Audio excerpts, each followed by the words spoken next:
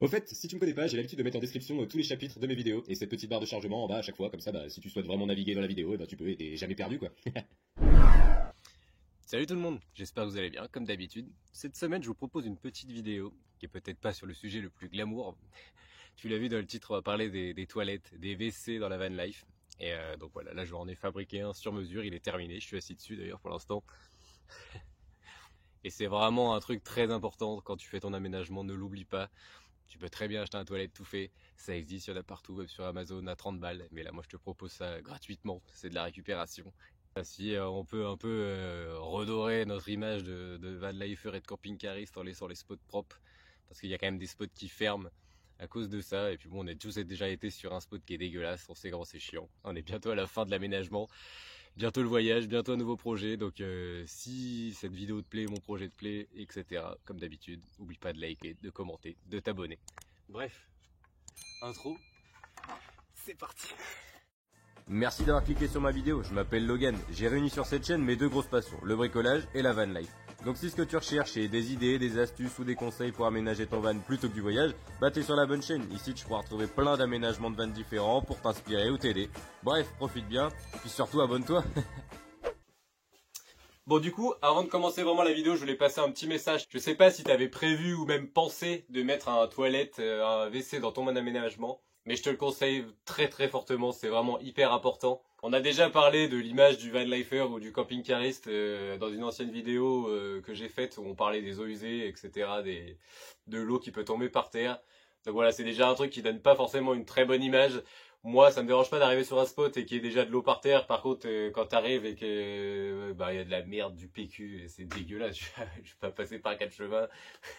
Donc c'est peut-être pas le sujet qui donne le plus envie, c'est peut-être pas le sujet qu'on parle le plus dans les vidéos de la van life. C'est peut-être pas la vidéo qui sera le plus vue de ma chaîne, mais c'est pas grave.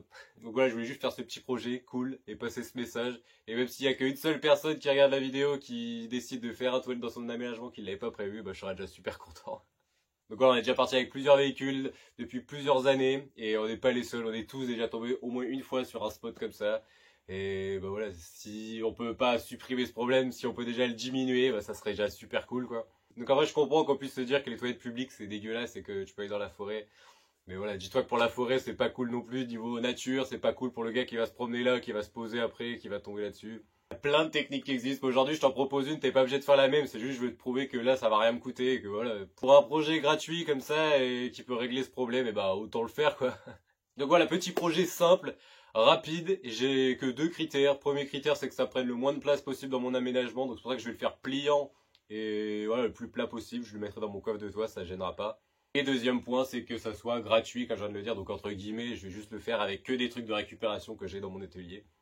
Enfin bref, voilà, que je voulais juste passer ce message et voilà, c'est fait, donc c'est parti. Bon, bien évidemment, du coup, je vais pas te cacher que j'ai déjà un peu regardé tout ce que j'avais sous la main. Donc on va avoir besoin de vis, forcément de bois aussi. Donc pareil, comme tu peux voir, moi j'ai plein de chutes de bois que je garde à chaque fois. Comme je te l'avais dit dans une ancienne vidéo, garde toujours les petites chutes de bois que t'as. Bon, celle-ci c'est vrai qu'elle est quand même grande, mais ça ou tous les petits trucs que tu peux récupérer, tu vois, même des charnières comme ça, usagées, ça peut toujours servir. D'ailleurs, on aura besoin de charnières du coup. Donc celles-ci, c'est pas de la récup, elles sont neuves, mais c'est des trucs qui traînent, j'ai ça depuis bien longtemps. Ça aussi, ça va nous servir. Ça, je les avais achetés pour mon tiroir de cuisine.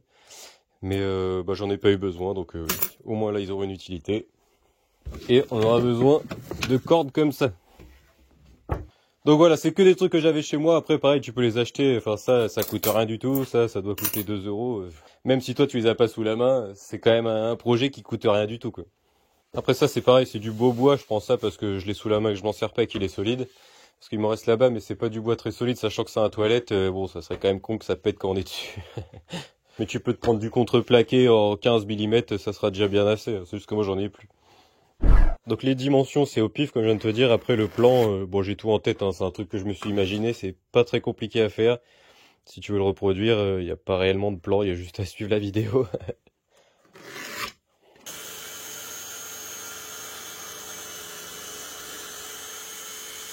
Donc de base j'en avais fait 2 de 60, au final celle-ci a fait 50. Au final, dans l'idée, après, elles viendront l'une sur l'autre comme ça quand elles seront rangées. Et du coup, je ferai une poignée ici pour pouvoir porter. Ça m'évitera de mettre une petite poignée comme ça d'ailleurs. Bon là maintenant, je vais juste tracer la forme qu'il y aura à l'intérieur du toilette pour faire la cuvette. Mais en gros, là, je sais pas si on se rend bien compte, au crayon de papier, j'ai déjà tracé. Donc on a genre 25 par 15 environ. Ça paraît pas forcément très grand par rapport à un toilette normale, ça fait plus 25-30 par 20-25. Mais voilà, là c'est pour un truc de voyage et ça fera très bien l'affaire. Donc j'ai juste à arrondir les angles, comme ça pour quand je vais découper, ça sera plus propre et plus pratique. Ces deux côtés-ci, ça sera des pieds. Moi je vais juste venir découper ici, ici, ici. Ça sera comme ça, tac, on ouvrira. Donc ici je mettrai des charnières. Pour pas que ça s'ouvre trop loin, je mettrai les petits abattants que j'ai récupérés, que j'ai montré tout à l'heure. Et du coup, la pièce que je viens de tracer juste ici, elle viendra se lever comme ça. Et du coup, on aura le toilette ici, quoi.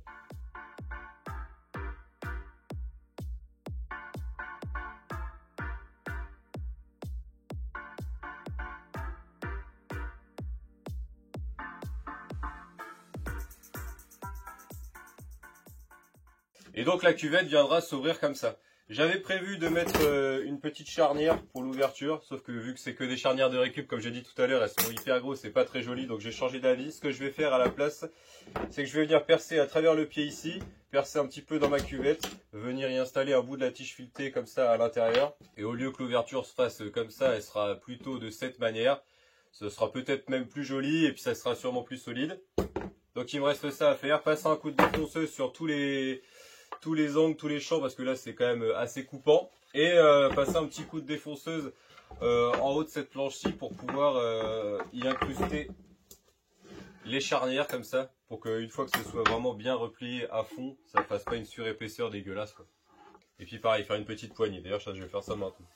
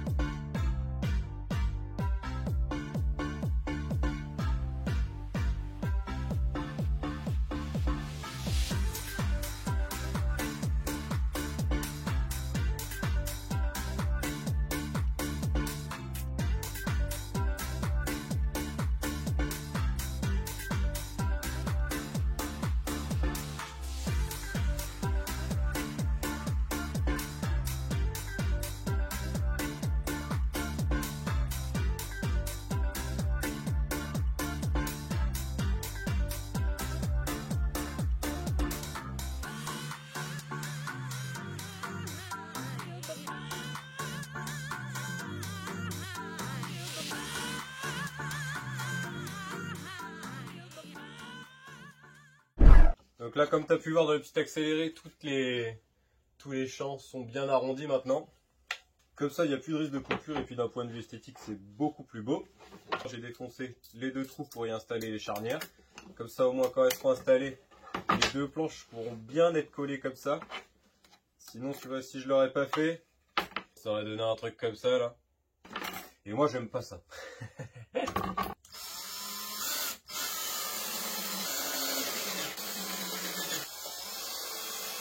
Voilà, donc là tu peux voir qu'elles sont pile à ras, ça dépasse pas du tout.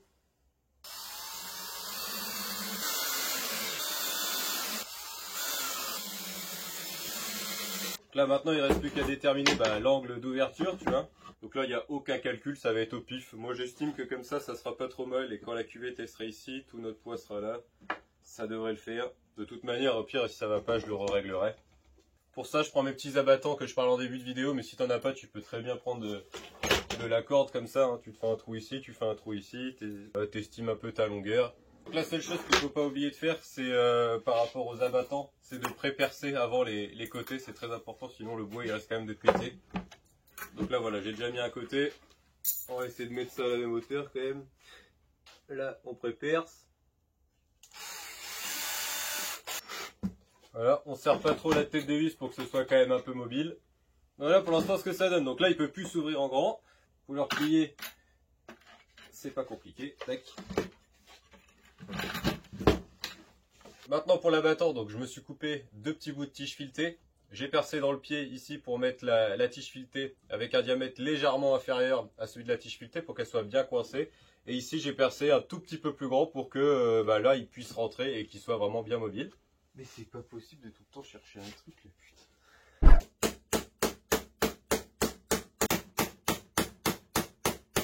Là, petit coup de chasse-toupie pour que l'enfonce un tout petit peu plus loin.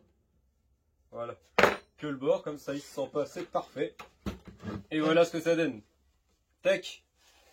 Franchement, je trouve ça assez stylé. Il reste qu'une étape à faire, c'est que là, forcément, si on s'assoit, ça retombe. Donc c'est pour ça qu'en début de vidéo, je disais qu'il nous fallait aussi de la corde. C'est tout simple, je vais juste percer un trou ici, je vais faire passer la corde, mettre un nœud, tac. Et quand on s'en servira, il y aura juste à l'accrocher comme ça sur le haut. Et puis il n'y aura plus de problème, ça sera carrément stable. C'est de la corde vraiment solide. Ça peut résister à un humain, quoi.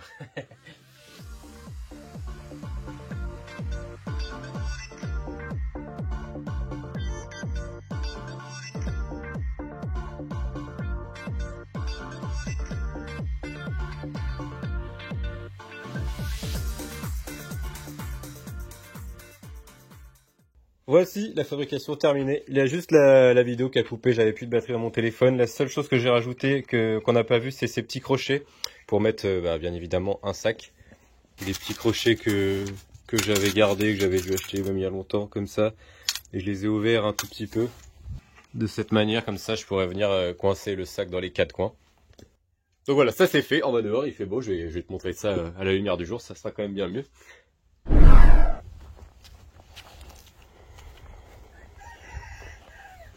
Bon déjà avant de commencer, il y a peut-être mon coq qui va gueuler, qui va faire chier.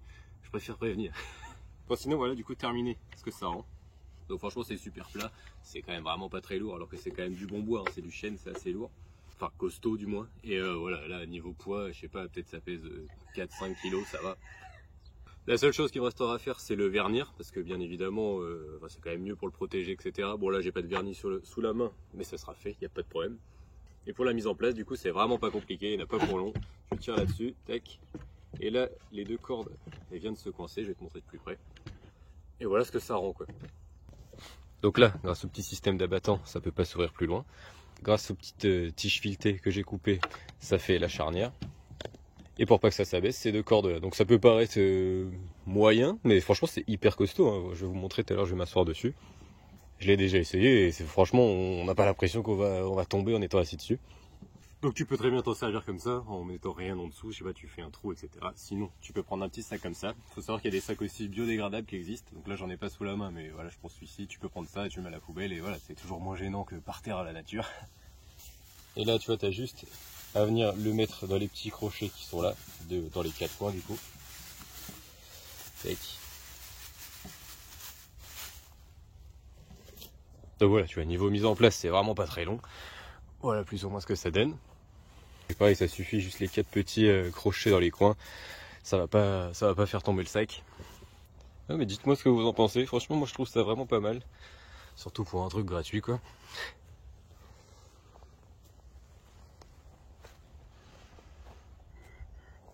Et pour ce qui est de leur plier, donc c'est pas compliqué non plus. Là même à une main, je vais y arriver facilement. Donc j'ai juste à sortir le nœud qui me sert de butée. Je mets ça sur le deuxième. Tac. Et tac.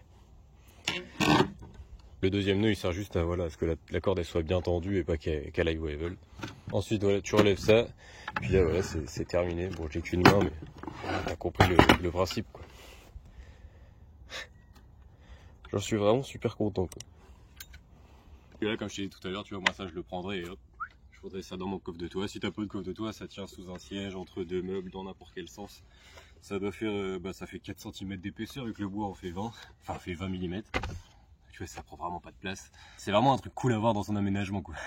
Puis voilà, je vais juste vous faire une petite démo de la solidité, une fois qu'on est dessus.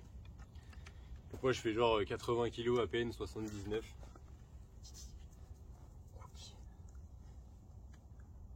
Lui il a rien à faire dans la vidéo, mais c'est un pot de colle. Bref, tu vois, si je m'assois, donc voilà, là je mets quand même tout mon poids, hein. Je suis pas, je force pas sur mes jambes, de toute façon, voilà, ça se voit la position que je peux pas trop forcer. Et franchement c'est très stable, c'est solide, j'ai pas l'impression que je vais me vautrer en faisant mon affaire. Comme je vous ai dit tout à l'heure, ça m'a rien coûté du tout. Ça m'a pris 2h30 à tout faire, sachant que j'ai vraiment pris mon temps. Donc je vous conseille vraiment fortement de prendre un toilette ou d'en faire un, ou d'en acheter un même au pire, mais voilà, d'avoir ça dans son aménagement. Voilà, là-dessus moi je vais vous laisser. Je pense que la vidéo est déjà pas mal comme ça. N'oubliez pas de liker, de commenter, de vous abonner si ça vous a plu, si le projet vous plaît, tout ça. C'est quasiment une des dernières étapes. On se retrouve dimanche prochain pour une prochaine vidéo qui sera sur tout mon système électrique. Et puis ça sera quasiment la dernière étape de mon aménagement. Et puis ensuite, je pense qu'on partira essayer ça à la montagne. Donc raison de plus de t'abonner pour suivre tout ça. Et pour te spoiler un peu, le prochain véhicule, il se peut que je l'ai déjà peut-être acheté et qu'il soit déjà dans ma cour. Enfin bref, merci à tous d'avoir regardé, merci à tous d'être présents. Je vous souhaite un beau week-end, une bonne semaine. À la semaine prochaine. Bisous!